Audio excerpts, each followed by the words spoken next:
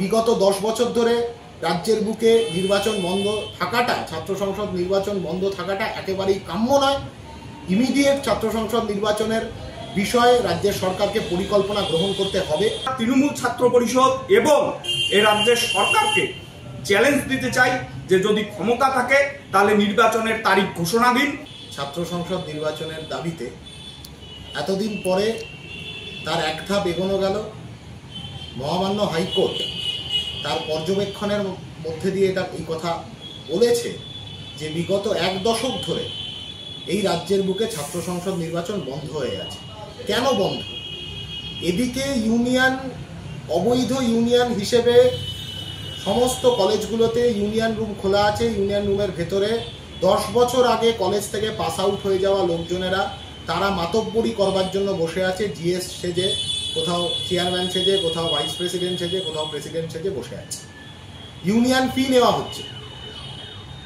কোটি কোটি টাকার একটা দুর্নীতির চক্র ক্যাম্পাসকে কেন্দ্র করে তৈরি হচ্ছে এই ইউনিয়ন ফি নেওয়ার মাধ্যমে। অবৈধ ইউনিয়ন, অথচ কোন এখতিয়ারে একটি অবৈধ ইউনিয়ন তারা ইউনিয়ন ফি নিতে পারে ছাত্রছাত্রীদের থেকে? লাগাতার কাটমানি জেনারেটর মেশিন ক্যাম্পাসের ভেতরে চালানো হচ্ছে এই অবৈধ ইউনিয়নগুলোর মাধ্যমে। নির্বাচনের কোনো রকম কোনো পরিকল্পনা নেই। এর আগেও যখন রাজ্যের সরকার হলফনামা দিয়েছিল হাইকোর্টের কাছে, সেই হলফনামায় আমরা দেখেছিলাম তারা নিজেরাই স্বীকার করেছে কোনো ইলেকশন কমিটি, কোনো ক্যাম্পাসে কোনো ধরনের কোনো ইলেকশন কমিটি তারা তৈরি করতে পারেনি। আজকে হাইকোর্টের প্রধান বিচারপতি উনি ওনার পর্যবেক্ষণের মধ্যে দিয়ে উনি জানিয়েছেন যে এই বিগত 10 বছর ধরে রাজ্যের বুকে নির্বাচন বন্ধ থাকাটা, ছাত্র সংসদ নির্বাচন বন্ধ থাকাটা একেবারেই কাম্য নয়। ইমিডিয়েট ছাত্র সংসদ নির্বাচনের বিষয়ে রাজ্যের সরকারকে পরিকল্পনা গ্রহণ করতে হবে এবং আগামী 2 সপ্তাহের মধ্যে রাজ্য সরকারকে হলফনামা জমা করতে হবে হাইকোর্টে। এবার এমন একটা অবস্থা তৈরি হয়েছে এই রাজ্যের বুকে যেখানে হাইকোর্ট কান মুলে না বোঝালে রাজ্যের সরকার তার প্রশাসনিক কাজকর্ম কোনোটাই তারা করছে না।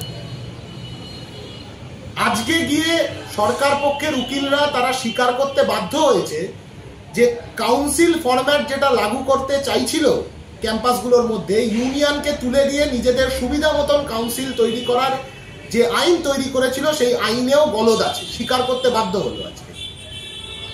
অতএব গোটা রাজ্যের সমস্ত ক্যাম্পাসগুলো যে আসলে অবৈধ ইউনিয়ন দ্বারা পরিচালিত এবং তার ফলে ক্যাম্পাসের ভেতরে নিরাপত্তা বিঘ্নিত হচ্ছে, পঠন পাঠনের পরিবেশ বিঘ্নিত হচ্ছে, সেটা আরও একবার প্রমাণ হলো আজকে হাইকোর্টের নির্দেশ এবং হাইকোর্টে এই রাজ্যের সরকারের উকিলদের তাদের যা বয়ান, সেই বয়ানের মাধ্যমে আমরা বলছি এক ধাপ এগোনো হলো লড়াইতে। রিক্লেম এডুকেশন, পড়াশোনাকে পুনরুদ্ধার করতে গেলে ক্যাম্পাস গণতন্ত্র, ক্যাম্পাস নিরাপত্তা প্রধান কথা।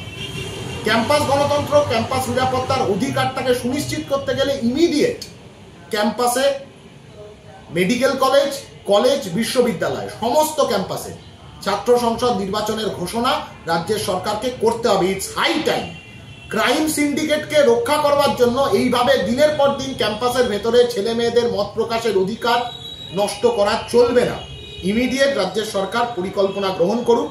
হাইকোর্টের হলফনামায় যা ওনারা জমা করবেন আমরা আশা রাখব যে রাজ্যের সরকার তারা দিনক্ষণ সমস্তটা রেখেই এই ঘোষণা, ছাত্র সংসদ নির্বাচনের ঘোষণা তারা করবে। যদি না করে তাহলে আরো বড় আন্দোলনের দিকে, গোটা রাজ্যকে উত্তাল করে দেওয়া আন্দোলনের দিকে ভারতের ছাত্র ফেডারেশন এগোবে। আমাদের রাজ্যের সভাপতি প্রণয় আছে, প্রণয় বাকিটা বলবে। তৃণমূল সরকার আসবার পরে কলেজগুলোতে নির্বাচন বন্ধ করে দিয়েছে। মত প্রকাশের জায়গা নেই, কলেজগুলোতে নিরাপত্তা নেই, বিশ্ববিদ্যালয়গুলোতে নিরাপত্তা নেই, মেডিকেল ক্যাম্পাসগুলোতে নিরাপত্তা নেই। তার বড় উদাহরণ তিলোত্তমার ঘটনা। আমরা ক্যাম্পাস থেকে শুরু করেছি, রাজপথ হয়ে আইনি পথ ধরে আমাদের লড়াই আমরা চালিয়ে যাচ্ছি। আমরা পরিষ্কারভাবে বলছি যে আইনি লড়াই, উকিলবাবুরা আছে তাদের সঙ্গে বুদ্ধি পরামর্শ করে আমরা এগোবো। আগামী দিনে কি হবে, উকিলরা কোর্টের লড়াই লড়বে, আমরা ছাত্র ফেডারেশন ক্যাম্পাসের ভিতরে লড়াই সংগঠিত করছি গোটা পশ্চিমবঙ্গ জুড়ে।